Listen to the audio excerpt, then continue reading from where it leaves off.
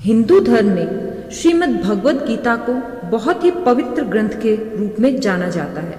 मान्यता है कि इसका पठन करने से जीवन के रहस्यों का ज्ञान हो जाता है, जबकि इसका श्रवण भी बहुत कुछ सिखा देता है। भगवत गीता में न केवल महाभारत के युद्ध का वर्णन किया गया है, बल्कि धर्म, जय, पराजय, व्यवहार, इन सभी के विषयों के बारे में भी बताया गया है। भगवान श्री कृष्ण ने जिस तरह महाभारत के युद्ध भूमि में धनुर्धर अर्जुन का मार्गदर्शन किया था, उसी तरह वर्तमान समय में गीता अनेक लोगों का मार्गदर्शन कर रही है। गीता में यह भी बताया गया है कि जीवन को बिना किसी अड़चनों के कैसे जिया जाता है। आइए गीता के इस ज्ञान को हम इस छोटे से वीडियो में शुरू करते हैं।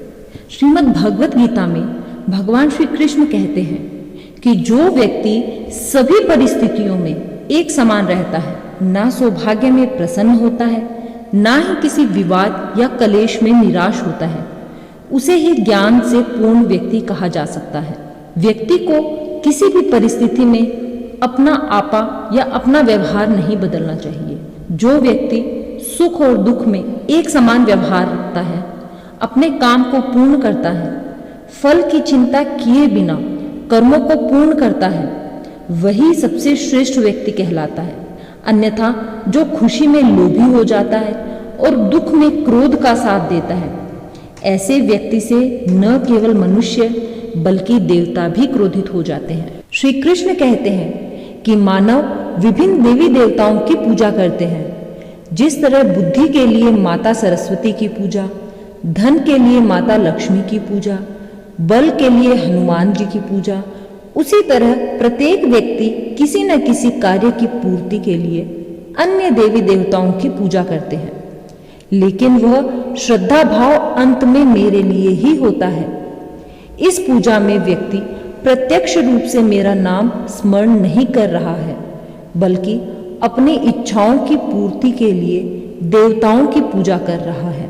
श्री कृष्ण कहते हैं, हे अर्जुन, अन्य देवताओं की पूजा जब मानव श्रद्धा पूर्वक करता है, वह भी मेरा ही पूजन कर रहा है, लेकिन उसकी यह पूजा अवधि पूर्वक होती है। क्रोध से भ्रम उत्पन्न होता है, जिससे बुद्धि व्यग्र हो जाती है। भ्रमित मनुष्य अपने मार्ग से भटक जाता है, तब सारे तर्कों का नाश हो जाता है, जिसके कारण मनुष्य का पतन हो जाता है। इसलिए हमें अपने क्रोध पर नियंत्रण रखना चाहिए। मनुष्य को उसके द्वारा किए गए कर्मों के अनुसार ही फल प्राप्त होता है। इसलिए मनुष्य को सदैव सत्कर्म करने चाहिए। भगवान श्री कृष्ण कहते हैं कि आत्ममंथन करके स्वयं को पहचानो, क्योंकि जब आप स्वयं को पहचानोगे तभी क्षमता का आकलन कर पाओगे। ज्ञान रूपी तलवार से अज्ञान को काट कर अलग कर देना चाहिए। जब व्यक्ति अपनी क्षमता का आकलन कर लेता है, तभी उसका उद्धार हो पाता है। मृत्यु एक अटल सत्य है, किंतु केवल यह शरीर नश्वर है। आत्मा अजर अमर है। आत्मा को कोई नहीं काट सकता। अग्नि जला नहीं सकती, पानी गीला नहीं कर सकता। जिस प्रकार से एक वस्त्र बदलकर दूसरे वस्त्र धारण किए जाते हैं, उसी प्रकार आत्मा एक शरीर का त्याग करके दूसरे जीव में प्रवेश करती है। सुख और आनंद मनुष्य के भीतर ही निवास करते हैं, परंतु मनुष्य उसे स्त्री में, घर में, बाहरी सुख प्राप्ति के लिए ढूंढ रहा है। जब मनुष्य भगवान की उपासना केवल शरीर से करता है, वह ईश्वर को प्राप्त नहीं कर पाता। भगवान की उपासना केवल शरीर से नहीं बल्कि मन से भी करनी चाहिए। ईश्वर का वंदन उसे प्रेम बंधन में बांधता है। मनुष्य की वासना ही उसके पुनर्जन्म का कारण होती है।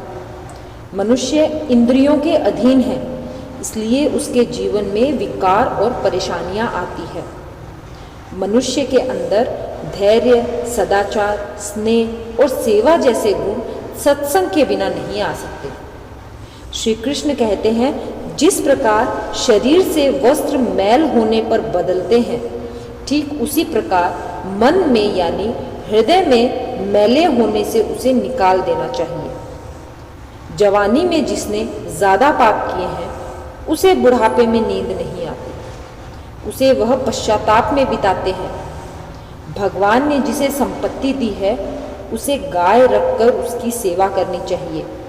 इससे भगवान प्रसन्न होते हैं कि मनुष्य को अपने हृदय को बार बार समझने की कोशिश करनी चाहिए। ईश्वर के सिवाय उसका कोई नहीं है।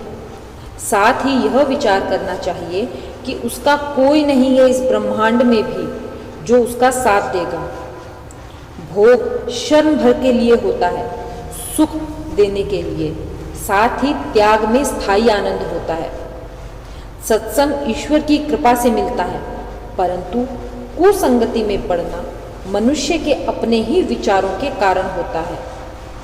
लोभ और मोह माया पाप के माता पिता कहे जाते हैं, साथ ही लोभ पाप का बाप भी है।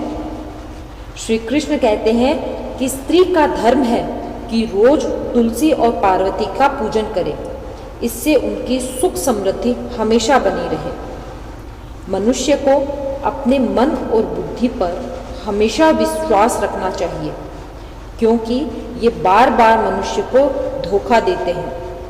खुद को निर्दोष मानना सबसे बड़ा गुनाह साबित होता है। पति और पत्नी का पवित्र रिश्ता पवित्र बनाए रखने के लिए भगवान पुत्र के रूप में उनके घर आने की इच्छा रखते हैं। श्रीमद् भगवत गीता में कही गई इन बातों से मानव जीवन को ईर्ष्या, मोह, माया, घृणा, लालच, काम वासना इत्यादि बुराइयों से मुक्ति प्राप्त होती है।